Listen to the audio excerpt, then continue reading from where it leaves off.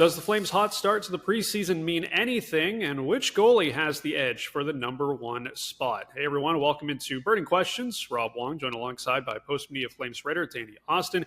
And Danny, 5-0-1 in the preseason so far for the Flames. I don't think anyone thinks that this record means they are all of a sudden cup contenders, but is there anything to take away from how the team has played in the preseason so far?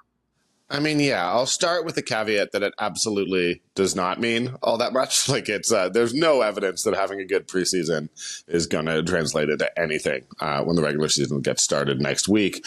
But I think for a Flames team that the last couple of years have been a challenge. Obviously, you had Daryl Sutter. That messaging can be difficult.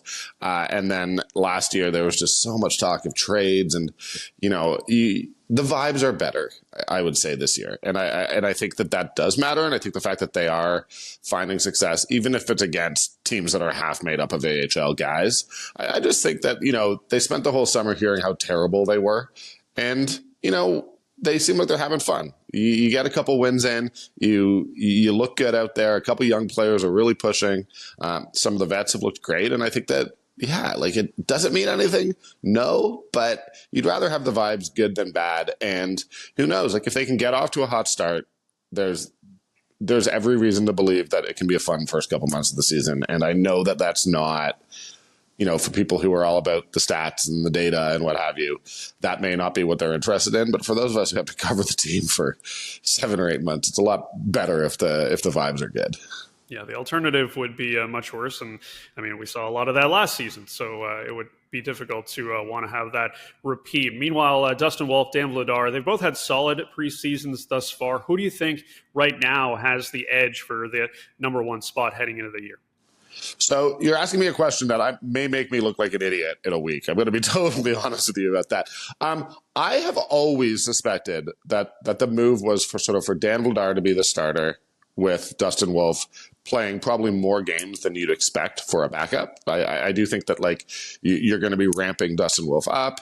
And I think, look, there are a few things. First of all, getting a good look at Dan Vladar as a starter. You want that if you were the organization. But Dustin Wolf, who played very well in sort of a limited capacity last year, has not even been a full-time NHL backup. So for him, being a backup is a step up. For Vladar, being a starter is a step up. They sort of work in tandem. And I think that that's actually a really, really good place for the Flames to be in, with sort of Devin Cooley probably also getting a few starts throughout the year, because I think that they're intrigued by what he brings. But based on what I'm seeing Dan Vladar, he played the full 60 minutes on Monday night against Seattle. They seem very intent on ramping him up and getting him more playing time. And I would suspect that on day one of the regular season, he's going to be your de facto starter.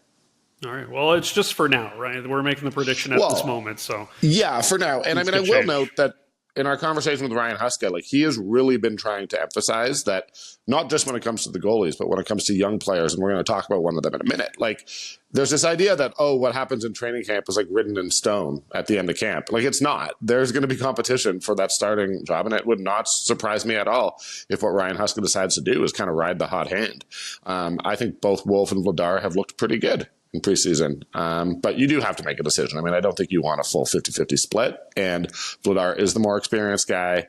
He spent more time in the NHL. He's won more games. And I think it makes sense to sort of, at least at the start of the season, to give him, the pat on the back and say, hey, you're a guy.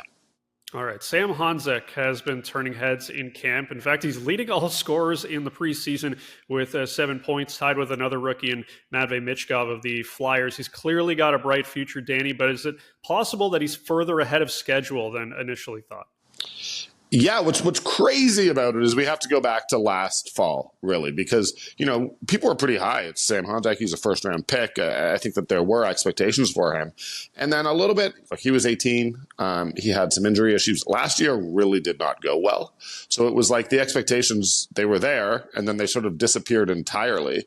And, because of the way last season went, we were focused on the guys the Flames drafted this year, the future. And almost Sam Honzek wasn't getting talked about. It really did seem. And I think there's a lesson for all of us there. And when a young guy has an injury, give him a little bit of time. They don't always bounce back. They're not NHL veterans. They might not have the training regimen. But man, has he come back. It's not just the points. He is so good against the boards.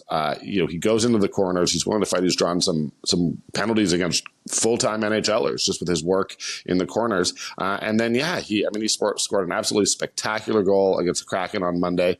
All of a sudden, I think that people are wondering if he might not be one of the cornerstones for the future, which he should be. I mean, he's a first-round pick, so not that he should be, but that's not an unreasonable expectation. And he's the biggest story out of camp here in Calgary by far. And you're suddenly looking at a guy and you're wondering how much upside this guy has, because he is doing everything on the ice. He's been absolutely spectacular, and expectations should be sky high because he's earned them. Now, I do expect that he's going to start the season with the Calgary Wranglers in the AHL, and I don't think there's anything wrong with that.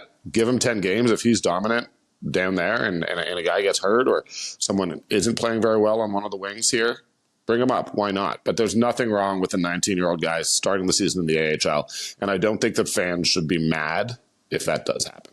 Yeah, no need to rush him at this point. And if he continues to play this way, he's going to be in the NHL sooner rather than later. As always, leave your thoughts in the comments section below. For Danny Austin, I'm Rob Wong. Thanks for watching, and we'll talk to you next time.